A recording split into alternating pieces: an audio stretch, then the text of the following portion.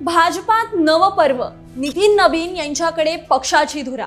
भारतीय जनता पार्टीच्या राष्ट्रीय अध्यक्षपदी नितीन नबीन यांची अधिकृत अशी निवड झाली असून यामुळे भाजपात नव्या पर्वाची सुरुवात झाली आहे। जे.पी. नड्डा यांच्या कार्यकाळानंतर आता नितीन नबीन यांनी पक्षाची सूत्रे हाती घेतली आहेत। पंतप्रधान नरेंद्र मोदी, अमित शहा, राजनाथ सिंह, नितीन गडकरी यांच्या उपस्थितीत ही घोषणा झाली आहे। विशेष म्हणजे नितीन नबीन हे एकमेव उमेदवार होते। सोमवारी त्यांनी के. लक्ष्मण यांच्याकडे अध्यक्षपदासाठी अर्ज दाखल केला होता। एकूण 37 नामांकन संच हे सादर झाले होते आणि सगळेच अर्ज वैध ठरले।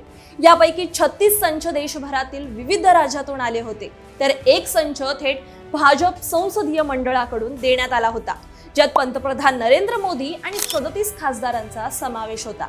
अर्ज मागे घेण्याची मुदत संपल्यानंतर मैदानात फक्त एकच नाव उरलं, ते म्हणजेच नितीन नबीन। त्यामुळे त्यांची बिनविरोध ही निवड झाली आहे। लहान वयातच ते 5 वेळा आमदार राहिले, बिहार सरकारमध्ये मंत्री होते आणि युवा मोर्चापासून राष्ट्रीय पातळीवर त्यांनी मोठं काम केलंय। इतकंच नाही तर आमदार, मंत्रिपदाचा अनुभव आणि संघटनात्मक ताकद असलेले नितीन नबीन हे भाजपाचे आतापर्यंतचे सर्वात तरुण राष्ट्रीय अध्यक्ष ठरलेत। त्यामुळे आता सगळ्यांचं लक्ष एकाच गोष्टीकडे आहे, नितीन नबीन यांच्या नेतृत्वात भाजपची पुढची राजकीय दिशा नेमकी कशी असणार।